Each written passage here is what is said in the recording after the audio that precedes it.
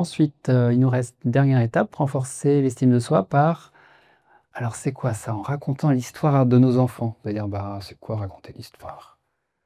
Il y a un monsieur qui s'appelle Jean-Philippe Brébion, qui a écrit un livre qui s'appelle «L'empreinte de naissance». Alors, c'est pas de la mise en page moderne, hein, on voit que ça a quelques années, mais justement ça date et mémoire psychologie de mémoire fondatrice de notre enfance. Lui, il estime que c'est important de dire à nos enfants ce qui s'est passé dans ces périodes-là de leur vie et là, c'est là où j'interviens un peu plus parce que c'est un peu plus mon domaine d'activité. On va dire là, en kinésiologie, on va aller voir dans la mémoire du corps s'il y a des choses que l'enfant a gardées dans ces périodes-là. 9 mois avant la conception, conception, vie intra-utérine, naissance, les premiers jours. Alors 9 mois avant la conception, vous allez dire: «Bah, il était pas là».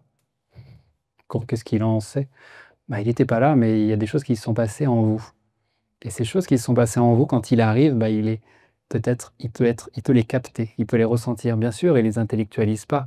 Il dit: «Oui, avant, il y a un petit bébé, il était pas là, il est parti». Bon, non, c'est pas dans la pensée, c'est dans le ressenti et donc voilà, ouvrez grand vos yeux pour, terminer cette conférence.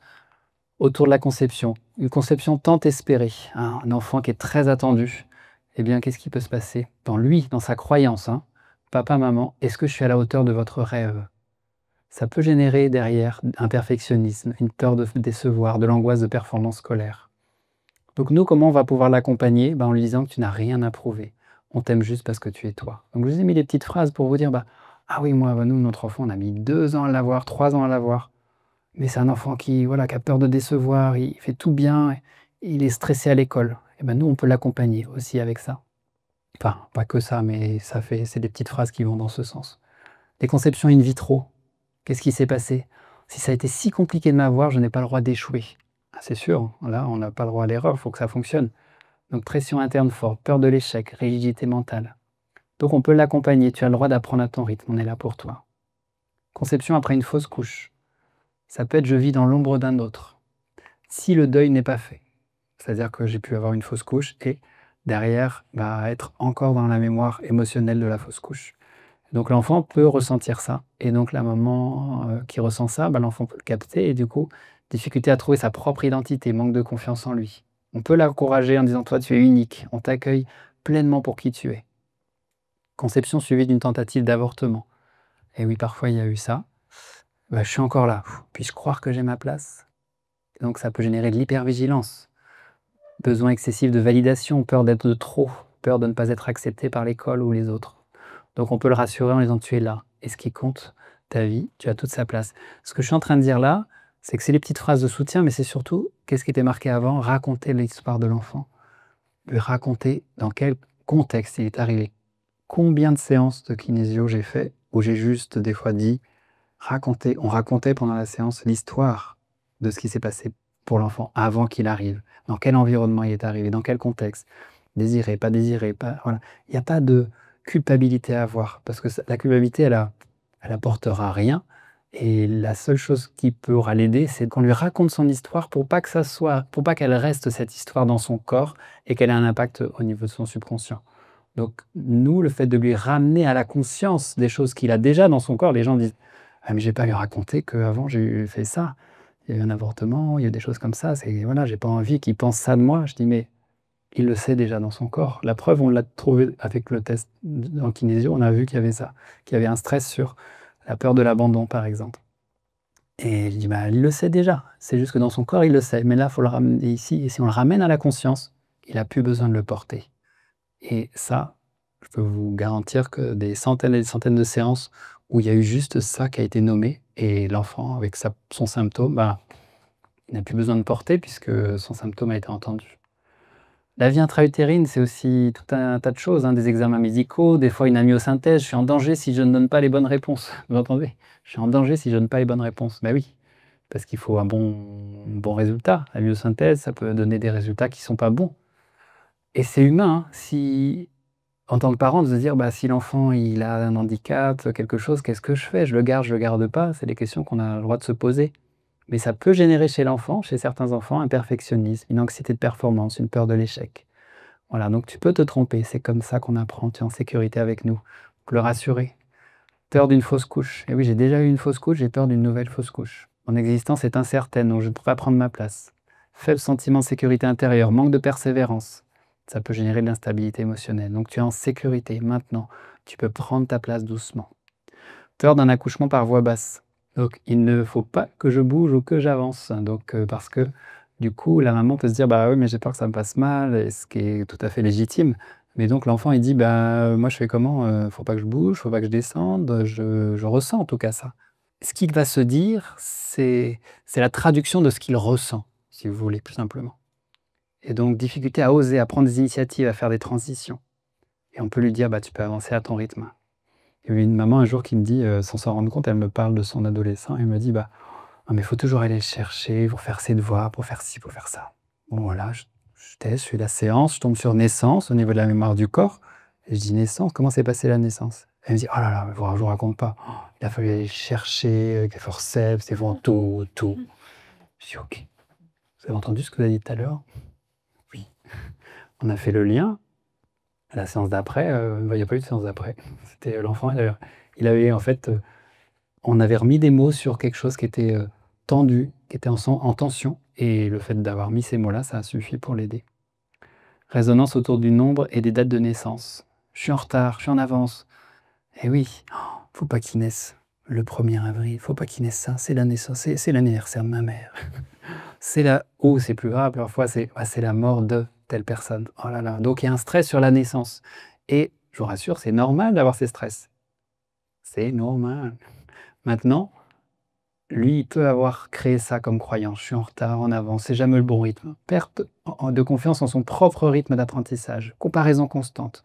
Donc chacun a son propre rythme, le tien est juste pour toi. Oui, ces petites phrases de soutien qui peuvent faire du bien. La naissance, qu'est-ce qui se passe? Bah, eh oui, on perd sa poche des os parce que ça avance pas le travail, et parfois c'est nécessaire. Je dis pas qu'il faut pas médicaliser, hein, c'est important de le faire, mais qu'est-ce qui se passe? Qu'est-ce qui peut se passer? On m'a forcé à commencer quelque chose avant que je sois prêt. Ça dépend comment, à quel moment. Si c'est vraiment tout à la fin, on perce pour, finir, ou si c'est: «Bon, je suis tranquille, le travail se fait pas», pouf, on perce. Bah, non, mais moi je suis pas là. Donc difficulté à entrer dans une tâche par soi-même, sentiment de subir la pression extérieure. Donc on peut l'accompagner en lui disant: «Tu peux choisir quand et comment avancer, on est là pour t'écouter». Un accouchement long, intense et douloureux, aller vers la vie, c'est douloureux. Et oui, c'est un accouchement long qui dure des heures et des heures, voilà, je pense à mon aîné où on a mis 24 heures, oui 24-28 heures à ce qu'elle sorte. Association inconsciente entre effort et douleur, difficulté à persévérer, découragement rapide, peur des efforts mentaux.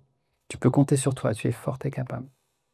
Un déclenchement, dépassement de terme, je ne décide pas de mon rythme, on me pousse ou on m'attend.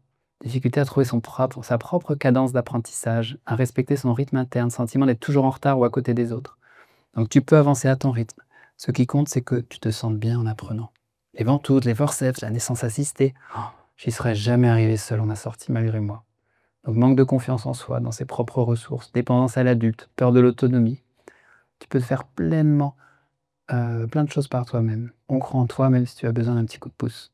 Eh oui, il a eu besoin d'un petit coup de pouce, et la naissance peut amener vraiment un comportement qui dure ensuite dans la vie de l'enfant. Péridurale, je suis né dans l'oubli de la sensation. Pareil, on culpabilise pas mesdames si vous avez pris la péridurale, c'est très bien. C'était nécessaire au moment où vous l'avez prise. C'est juste que certains enfants peuvent se ressentir: «Je suis né dans l'oubli de la sensation», parce qu'autrefois, effectivement, autrefois, il y avait pas ces péridurales-là, donc difficulté à se connecter à son corps. Ça, je le ressens beaucoup de plus en plus chez les enfants, chez même les adultes, hein. Se connecter à son corps, à ses émotions, à ses besoins, savoir ce qui est bon pour soi. Donc ton corps, tes ressentis, tes émotions comptent, tu peux apprendre à les écouter tranquillement. Cordon autour du cou, le lien peut m'étouffer. Aimer ou être aimé est dangereux. Tendance à l'isolement, à ne pas demander de l'aide par peur de la dépendance. Voilà, blocage dans la communication. Ça, je me rappelle d'une première séance de kinésiologie. Alors, c'est pas moi qui l'ai donnée, c'est ma mère parce qu'elle était kinésio. J'ai suivi un petit peu le chemin sans trop, finalement, savoir que j'allais faire ça. Mais elle m'avait raconté, elle m'avait dit, il y a un monsieur, chef d'entreprise, il venait parce il n'arrivait pas à porter de cravate, ça l'étranglait.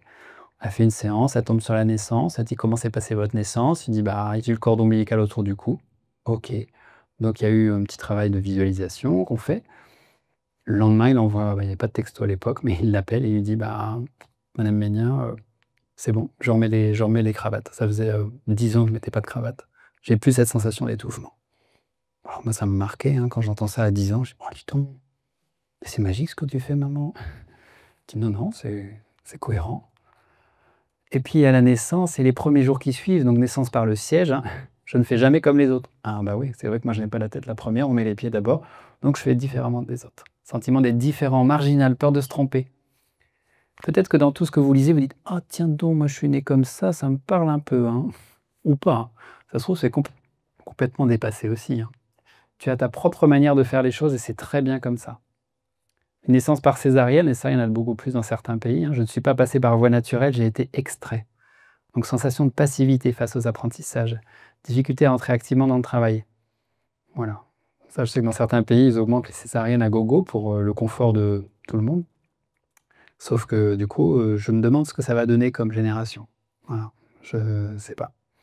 Même si tu es arrivé autrement, tu es tout aussi capable et fort. Enfant prématuré, je suis arrivé trop tôt. Je dois prouver que je suis capable. Suradaptation, forte exigence envers soi. Tu n'as rien à prouver, tu as le droit d'apprendre à ton rythme. Un allaitement douloureux. Le lien est douloureux. Ambivalence dans les relations affectives ou sociales. Conflit avec l'autorité scolaire. Résistance à apprendre en groupe. On peut créer un lien doux maintenant à notre façon. Et oui, ça peut laisser des marques, des empreintes, hein, selon comment l'enfant a vécu ça, et la mère aussi. Et la séparation après la naissance, incubateur, soins intensifs qui sont nécessaires pour la survie de l'enfant. Parfois, je suis seul face à la vie, personne ne viendra. Donc ça peut générer une grande autonomie précoce, même une hypervigilance et une difficulté à coopérer, à se sentir soutenu. Donc on dit, bah oui, l'enfant il a été mis très tôt séparé, donc il développe ça en lui, une forme de grande autonomie, mais c'est une autonomie qui est liée à un stress. Il y a 2 livres que je peux vous recommander, Des étoiles vers la terre, je l'ai amené ici, l'autre il est resté dans mon cabinet. Celui-ci, il parle de tout ça, il parle des liens qu'il y a entre les difficultés d'apprentissage et la manière dont l'enfant a vécu sa vie intra-utérine et la naissance. Et un autre livre de Audrey Aimé, c'est une collègue que j'ai formée il y a 10 ans maintenant, qui s'appelle, Le grand livre de la kinésiologie, et donc elle apprend enfin elle explique comment raconter l'histoire à ses enfants quand ils ont vécu des traumas, et même pas forcément des traumas. Des fois on se dit: «Oui, bah, ça s'est plutôt bien passé la grossesse, il y a eu ci, il y a eu oh allez, j'ai perdu mon grand-père à 3 mois et c'était comment? Bah, c'était pas facile, voilà». Et bah, ça paraît anodin pour vous peut-être, mais pour l'enfant, ça a peut-être été ressenti fortement. Si vous l'avez ressenti fortement à ce moment-là, ou des fois il y en avait, c'était, et bah, l'enfant est né et 2 jours après, telle personne est décédée dans la famille. Donc c'était un sentiment partagé de joie et en même temps de tristesse, une ambivalence d'émotions qui fait que l'enfant il a ressenti ça. Donc c'est des super livres pour expliquer ça et ça vous donne vraiment des très bonnes ressources. Celui-ci particulièrement, il est vraiment très adapté, je trouve, au niveau des phrases. Celui-là, il est un petit peu plus, je ne vais pas dire complexe, mais plus élaboré au niveau des recherches, et lui, il est plus pratico-pratique.